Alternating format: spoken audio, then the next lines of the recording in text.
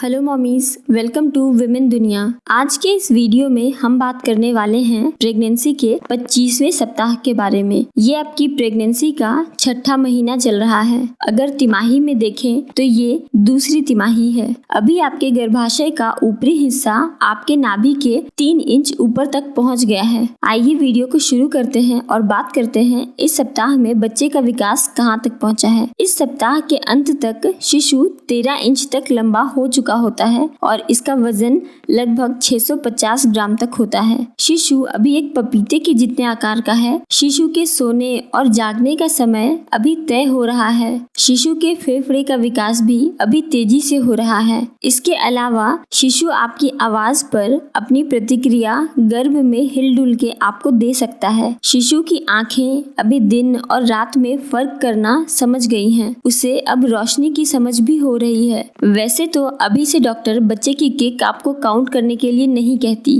पर आपको अभी सिर्फ इतना ध्यान रखना है कि आपका शिशु पूरे दिन में 2-3 बार हलचल करता रहे। शिशु के हर दिन हलचल करते रहना जरूरी है। अब हम जानते हैं इस सप्ताह में आपके शरीर में क्या बदलाव होते हैं। प्रेगनेंसी के दौरान कुछ सामान्य लक्षण पूरी प्रेगनेंसी के दौरान चलती रहती है, जैसे कब्ज, गैस, एसिडिटी, सीने में जलन। इन सारे लक्षणों से छुटकारा पाने का कोई तरीका नहीं होता, पर आप रोजमर्रा के बदलाव करके इसे थोड़ा कम जरूर कर सकती हैं। अभी आपके कंधे, कमर या पीठ में दर्द रह सकता है। ये आपके हार्मोनल बदलाव और बढ़ते हुए गर्भाशय की वजह से होता है, जो अभी से बच्चे की डिलीवरी के कुछ महीने बाद तक ऐसे ही चलते रहने वाला है। इसके साथ आप जितनी जल्दी एडजस्ट कर लें उतना ही अच्छा है, क्योंकि ये पीठ दर्द और कमर दर्द की समस्या अभी लंबे समय तक चलने वाली है। जैसे जैसे आपका पेट बढ़ता जाएगा, आपको सोने में तकलीफ होने की समस्या और बढ़ेगी। ऐसे में आपको अपने सोने के लिए एक बेहतर पोजीशन का चुनाव करना है। इसके लिए आप चाहें तो कुछ अतिरिक्त तकिए या मैटरनिटी पिलो का इस्तेमाल भी कर सकती हैं। बढ़ते हुए गर्भाशय के कारण आपको सांस लेने में भी तकलीफ हो सकती है। आपका गर्भाशय आपके फेफड़ों पर दबाव बनाने लगता है, जिससे आपको पहले की तरह सांस नहीं आती।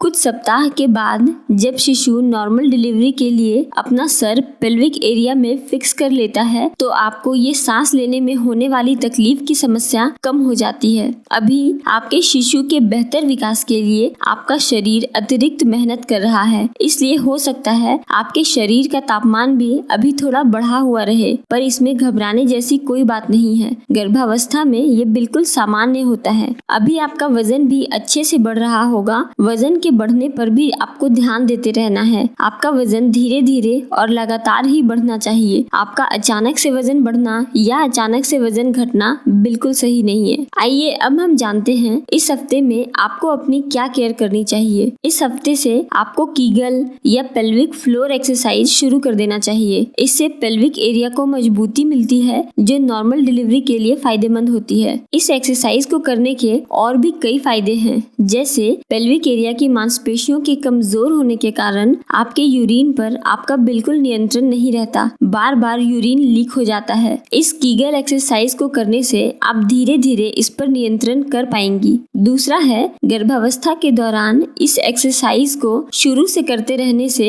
हमारी पेल्विक एरिया की मांसपेशियां नॉर्मल डिलीवरी के लिए तैयार होने लगती है। तीसरा, इससे कमर का दर्द भी कम होता है। और चौथा, गर्भावस्था में योनि में होने वाले दर्द से भी इस एक्सरसाइज को करने से राहत मिलती है। इसके अलावा अपने डाइट में अभी आपको फाइबर युक्त आहार को जरूर से शामिल करना है, जैसे कि केला, बादाम, रात में भिगोए हुए चना, मूंग, बादाम, संतरा, हरे पत्तेदार सब्जियां। इसके साथ ही अपने खाने में आपको प्रोटीन की मात्रा भी बढ़ानी है। आपको अच्छी मात्रा में प्रोटीन का सेवन करना है, ताकि आपके बच्चे का विकास सही ढंग से हो सके। इसके लिए आपको भरपूर मात्रा में दूध, दही, पनीर, लस्सी का सेवन करना चाहिए। आइए अब हम जानते हैं इस सप्ताह में आपको क्या नहीं करना है। डिलीवरी के दिन अब पास आ रहे हैं। जिस दिन के लिए हमारा शरीर पिछले 6 महीने से मेहनत कर रहा है, खुद को तैयार कर रहा है, वो दिन अब बहुत जल्दी आने वाला है। अभी तक आपने बहुत सारे लोगों से उनके डिलीवरी के अनुभव के बारे में पूछा होगा और आप डिलीवरी और उस दौरान होने वाले दर्द के बारे में सोचकर थोड़ी परेशान भी होंगी, पर साथ ही आपको इस बात का ख्याल भी रखना है कि ये दर्द के बाद आपको जो मिलने वाला है वो अनमोल है। और यकीन मानिए, आप खुद के बच्चे को अपनी गोद में लेने के बाद वो सारा दर्द आपका खुशी में बदल जाने वाला है। ये एक नेचुरल प्रोसेस है जिससे लगभग हर औरत गुजरती है, इसलिए इससे आपको डरना नहीं है। आपको सिर्फ अपने बच्चे के बारे में सोचना है। अभी आपको ज्यादा झुकना भी नहीं चाहिए और अपने पेट के बल तो बिल्कुल नहीं। बहुत जरूरी हो तो आप पहले घुटनों को मोड़कर बैठ जाएं, फिर अपना सामान उठाकर किसी चीज का सहारा लेकर ही उठे। ना ही अभी आपको कोई भारी सामान उठाना चाहिए, खासकर तब जब डॉक्टर ने आपको आपकी गर्भावस्था में कोई परेशानी बताई रहेगी। ऐसे में आपको डॉक्टर के परामर्श के अनुसार ही कोई भी काम करना है। आपको एक्सरसाइज करके खुद को ज्यादा थकाना भी नहीं है।